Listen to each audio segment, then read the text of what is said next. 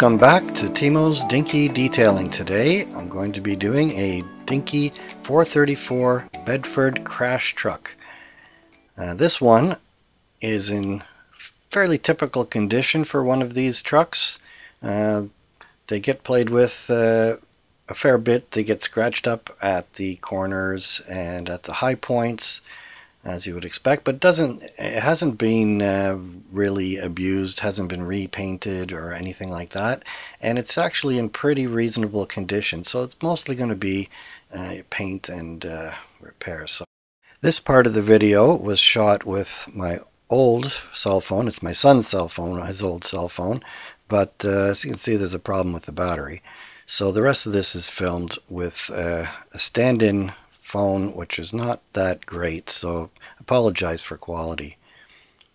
So first steps on this, I'll take off the tow hook, and so that involves untying this tie. This is a great string, and I don't know where you get it from. So that hook is broken, so I'm going to have to repair that somehow. There's the wind-up reel, and the cord is really excellent. If anyone knows where to supply new ones, because kind of need it for other projects as well, but this one, it's all in place.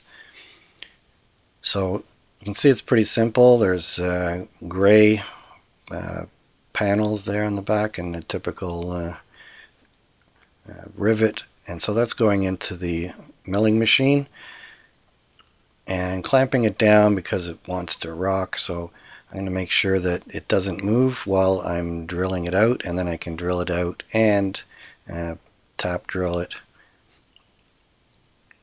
So now it's clamped in the vise and pressing down to keep it from rocking. So line it up with the center drill, and once I get it lined up, I start it, and you can see all the lights go out when I start up the motor. And so I drill in with the center drill, and then I come in with another drill. Somebody was asking me about what size of drill I use for drilling out these rivets, and I haven't come up with the best size, so I generally just pick a drill and try different sizes, and none of them I can say are better than others. If I have a split point drill, I will use that because it's less likely to wander, but because I'm center drilling it, they're not going to wander anyway. So there's no answer yet as to what's the best drill to drill these out with. So this is now a tap drill, and I'm not using a 440. This is a very small post, and a 440 drill or 440 tap drill and tap would break out the side, so I'm going to be using a 256 screw. So I've tap drilled it for a 256 tap, and now I bring in my special tapping attachment. It doesn't do any tapping. All it does is it lines up the tap. So it's spring loaded. That little shaft sticking down has a little cup at the end of it that goes over the pointy end of a small tap. So this is a 256 tap, and I press. You can see I press up the spring, and then so it's spring loaded, so it's not going to pop out. So I can just turn it, and then the spring pushes the guide pin down, so I can do it even like this with one hand. Of course, I always use a tapping fluid. I'm using a tapping fluid that's particularly good for aluminum. So if you're doing it yourself, you want to find yourself a tapping fluid. For aluminum is the best for these castings. They're very chewy, so even though this is a spiral pointed tap, it's pushing the swarf down in front of it. You don't have to back it off, but I do, because this is such chewy material. You don't know what's going to happen, and this tap is so tiny it could easily break off if you put a little bit too much pressure on it. So this guide works marvelously well, and it keeps the tap safe from turning on an angle where it could break very easily. And you can see I'm taking a lot of care so that when it comes out of the hole, I'm pushing a little bit upward against the spring, so I know when it's come out of the hole, and there it is. So there you can see the poor quality of the phone that I'm using for this. I can't zoom in, it's all fuzzy, but anyway, we'll live with it for now. while I get ready for replacing it or replacing that battery in the old phone.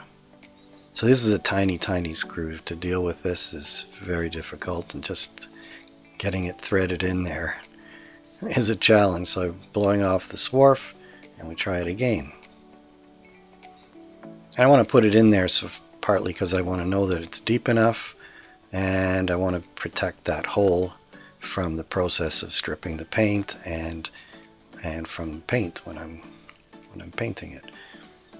So let's try to do this with the Allen key.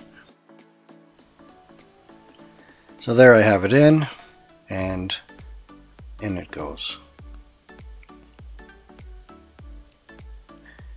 So the next step will be to remove these wheels, and I'm going to try with the file, and I'm using my really good quality name brand Nicholson file, and one edge has been ground off of it so that it hopefully won't damage the wheel.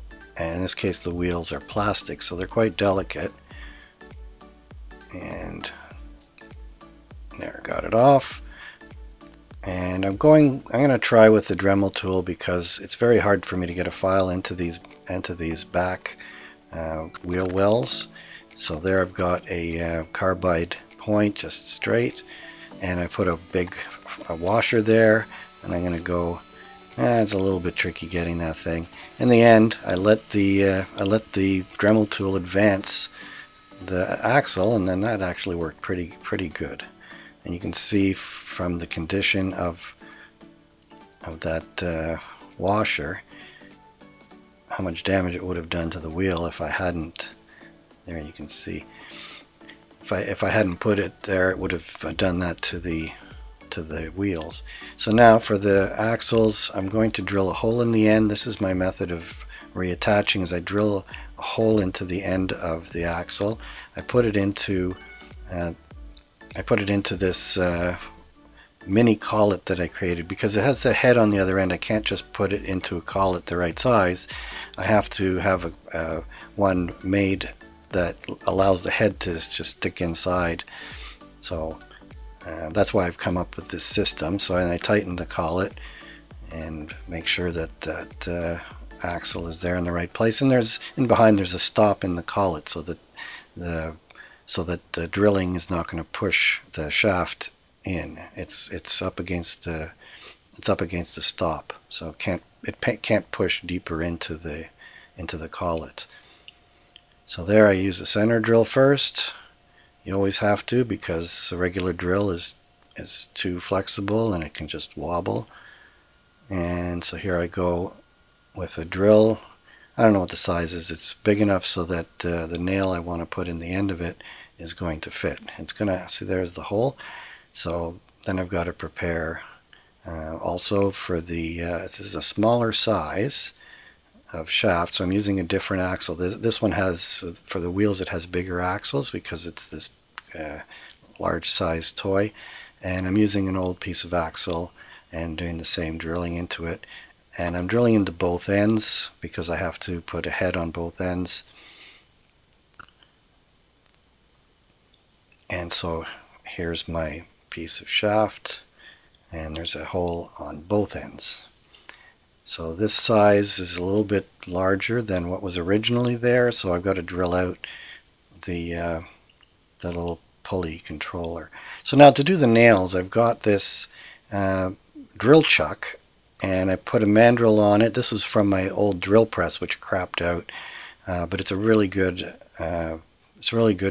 chuck, so I've saved that for this purpose. So I take a nail. These are tiny little nails.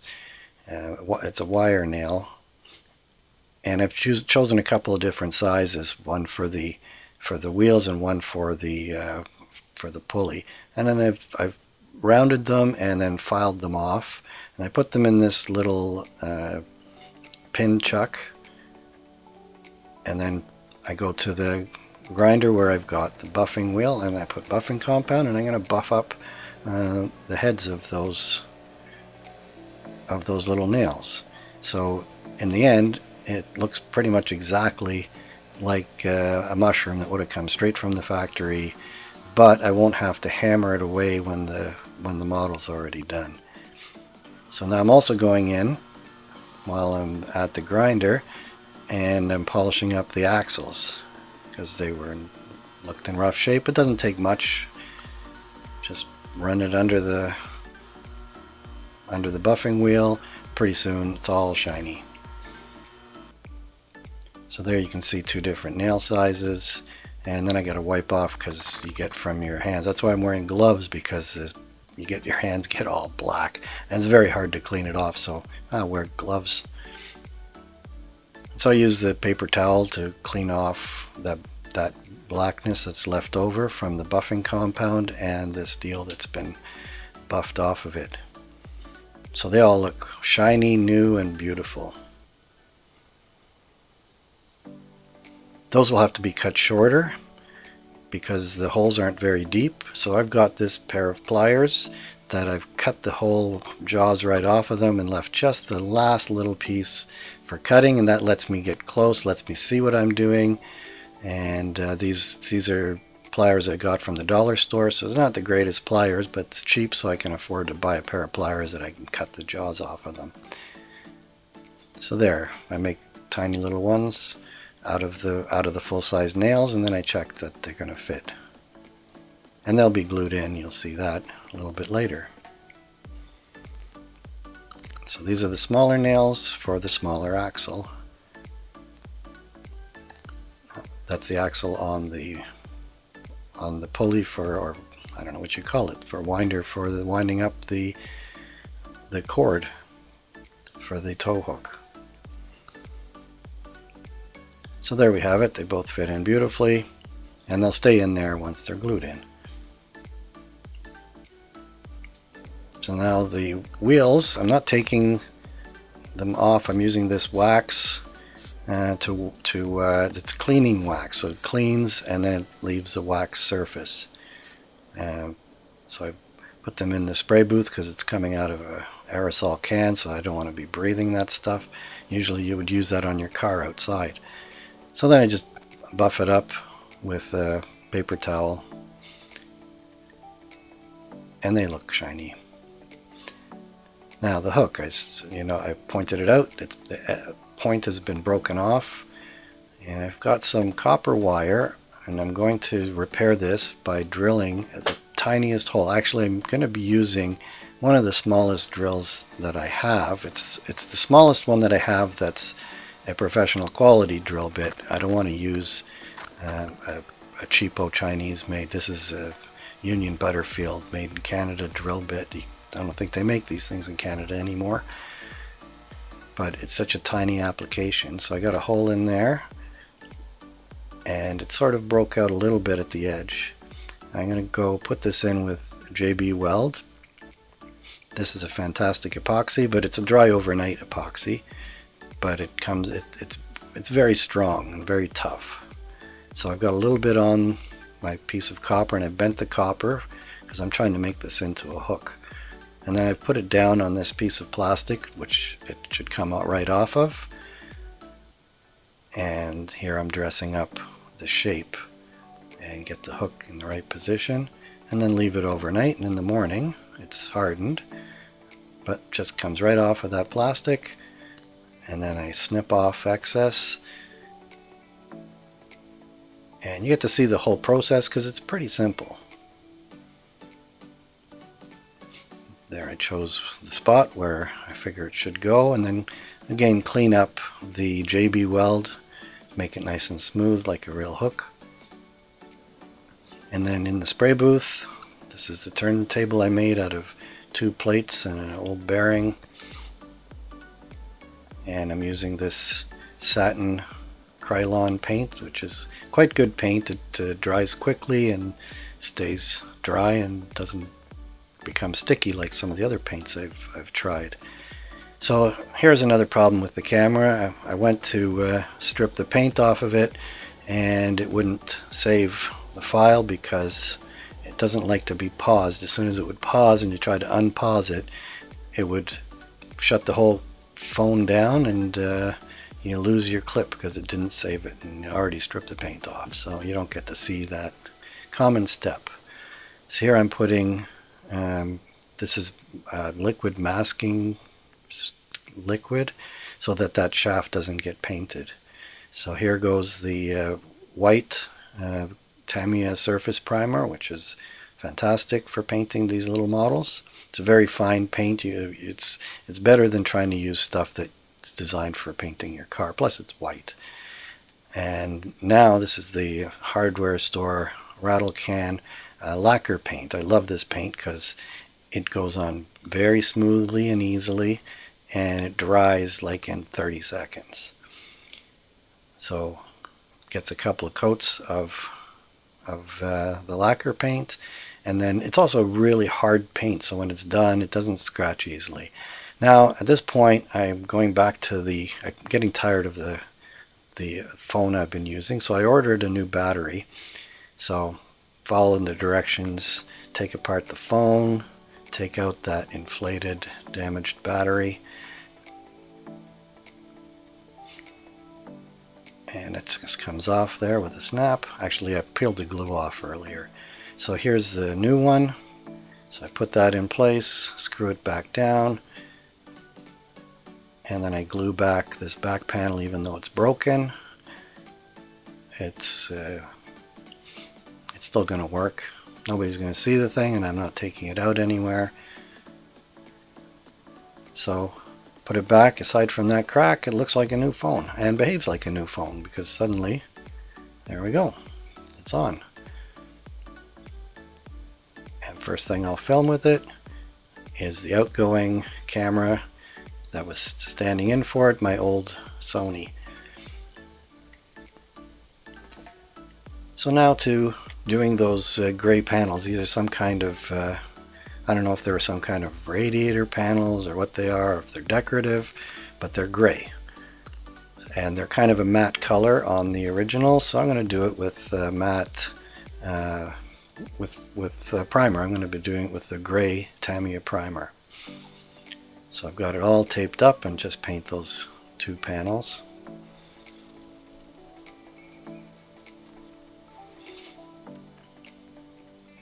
And then it's always exciting peeling these things off.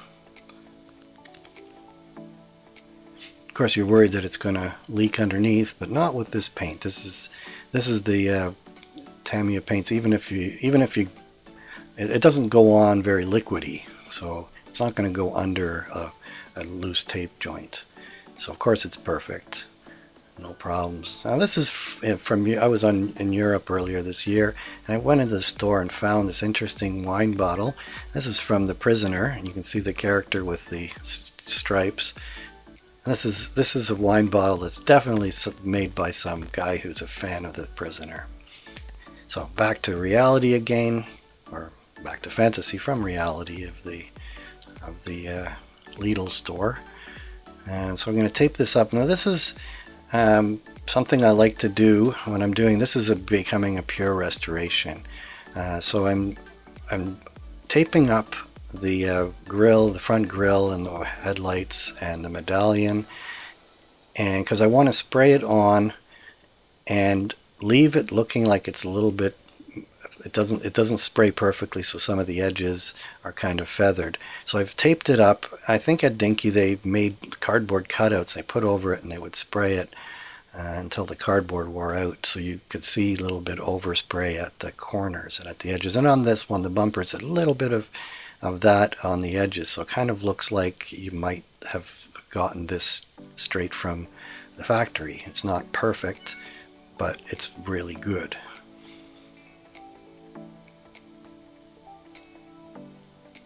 And there you have it. So now it's time to do the decoration. So these are decals that I got from Steve Flowers in the UK, and I believe I got them from him. I might have got them from Black Square. I'll put it into the description of the video so you can find those. I'm going in, this is using a bit of tissue to dry off some of the excess water. And of course doing that, it moves the decal, so I had to straighten it out. These decals, they go on, and it's difficult to move a big decal like this once it starts. Even part of it is not moving. So I kind of have to coax it before I stick the whole thing out, because then I'm in trouble. So there, I got it in the right place. And then usually it just stays there. You can't even move it if you wanted to. So you got to be careful when you start. And see again on this side. Okay, got it. So you get it lined up when you've partly removed it, and then you still have a chance of putting it in the right position. So then these ones on the door, that's interesting, is a guy hitting a big gong like it's in some Hollywood movie from the 40s. Now the glass is pretty good condition. This one side has something, doesn't wipe off with the tissue, so I'm going to have to sand at least that one side. I don't want to sand every side. It's a lot of work, and it doesn't necessarily make it look realistic. So I'm using my usual sandpaper, which is the micro mesh. And this stuff is really good. It's cloth on with a rubber substrate, and then the very fine grits. And I go step by step. I've speeded this up a little bit because it takes a few minutes each time. And when you get to 12,000, it's pretty much buffing it better than even a paste polish would do. So it's looked perfect. So there we've got all the parts together. And first step will be to put in the windshield and the interior. So I take that screw out. It's been painted white to match the bodywork. Put in the glass and the seats, and then you can see this casting has these posts that hold that all in place. So I get the tiny 256 screw back in place, and then I got to snap this in. There it goes. And then tighten my screw down, and that should hold it in place. Looks beautiful. Now it's time to do the wheels. You can see I'm putting it down upside down right on the surface. This is a silicone surface for baking in the kitchen, but it's also really good as a bench topper, so it protects. And because it's silicone, the paint doesn't stick to it, doesn't leave a mark on it, does nothing. Everything else I've ever tried, if you stick it on there and the paint is too soft, it's going to leave a mark. But not this stuff. This stuff is great. So here I'm using 5-minute epoxy, and that blue stuff, nothing sticks to it except for super glue. Don't get super glue on it. So here you can see my little nail heads that have been rounded and polished. Looks like a perfect mushrooms. No hammering required. So a little tiny bit of 5-minute epoxy, and I put the nail in there.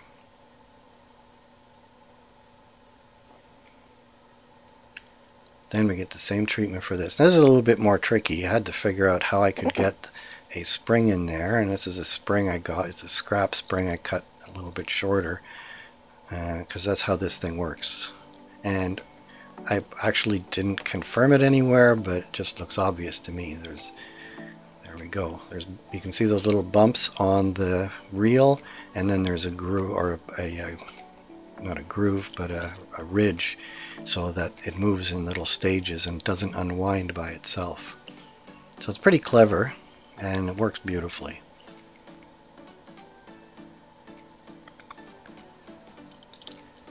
So now I gotta fish that cord through the upper pulley, and I'll wind it up. I'm surprised at how much cord is on this thing. I speeded it up because this is a big process just to wind up the cord. I don't know why you need that much cord for, you know, a tow truck hook. It only needs to go out a couple centimeters, and it's already on the ground. So anyway, I wound it all up there. Maybe someday if I'm doing another tow truck and I don't have any cord, I'll just take some of that off. and nobody's ever going to notice. So I got a really crappy knot. I know if there's a sailor out there, they're embarrassed by me doing this. But there it is, and it looks great. So let's remind you of what we started with. It's a toy that's been well played with, but not damaged in any way. It needs to be spruced up. So here's what it looks like now. So this looks a lot like it would have looked when you pulled it out of the box. Unwrapped the purple tissue paper, and here was your beautiful toy that could tow around all your other Dinky toys that have been damaged during play or pretend damage. So I hope you enjoyed this episode of Timo's Dinky Detailing. Until next time, be seeing you.